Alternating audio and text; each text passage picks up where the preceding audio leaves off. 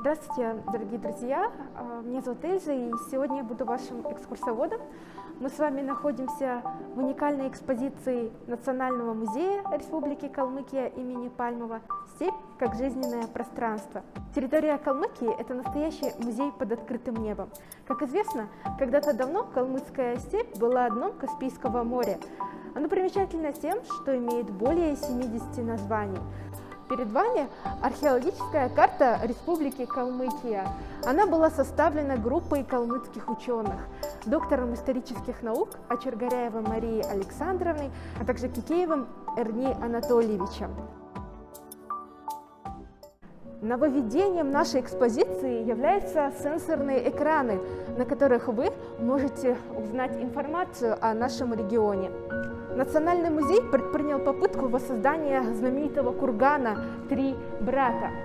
Ну и, конечно же, разнообразна фауна наших калмыцких степей. Перед вами орлан белохвост. Он является четвертой по величине хищной птицей в Европе, а также сайгак. Он является современником мамонтов, может развивать скорость до 80 км в час. И естественный, скажем так, враг сайгака – это хищник-волк. Он в поисках пищи может преодолевать огромные расстояния, ведь недаром калмыцкая пословица гласит «волка ноги кормят». Рассказывая о фауне калмыцких степей, необходимо отметить и государственный природный биосферный заповедник «Черные земли». Данный заповедник был образован в 1990 году и является единственным в России полигоном для изучения степных, полупустынных и пустынных ландшафтов, а также охраны и изучения популяций сайгака. Перед вами электронная книга. Здесь вы можете узнать информацию о данном заповеднике.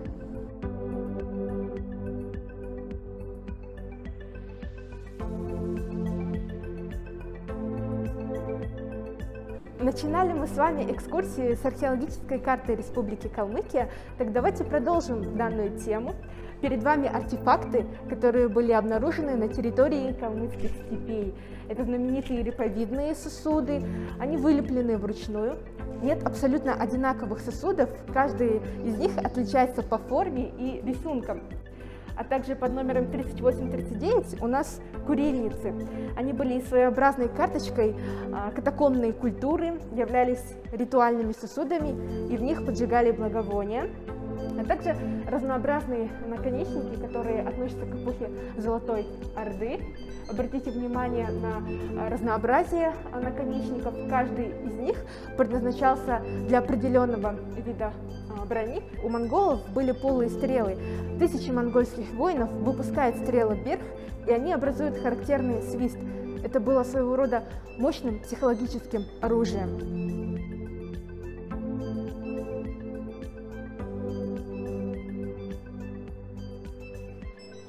Одним из разделов нашей экспозиции является раздел «Калмыкия в русском изобразительном искусстве». Перед вами портрет Борезьена. Он изобразил второго сына калмыцкого хана Дондук-Амбо. Он изобразил Дондукова Алексея Федоровича. Дело в том, что союз Дондук-Амбо считается родоначальником, основоположником известного дворянского рода Дондуковых. Еще одним нововведением нашей экспозиции является данный экран, на котором посетители смогут посмотреть фильм «Военное прошлое калмыков». Он рассказывает об участиях калмыков в войнах российского государства. Национальный музей предпринял попытку воссоздания картины известного художника Жан-Пьера Муане «Калмыцкая принцесса». Перед вами калмыцкая юрта Ишке Гере. Ну а здесь, дорогие друзья, вы сможете пройти увлекательную викторину на тему «Национальные музыкальные инструменты калмыцкого народа».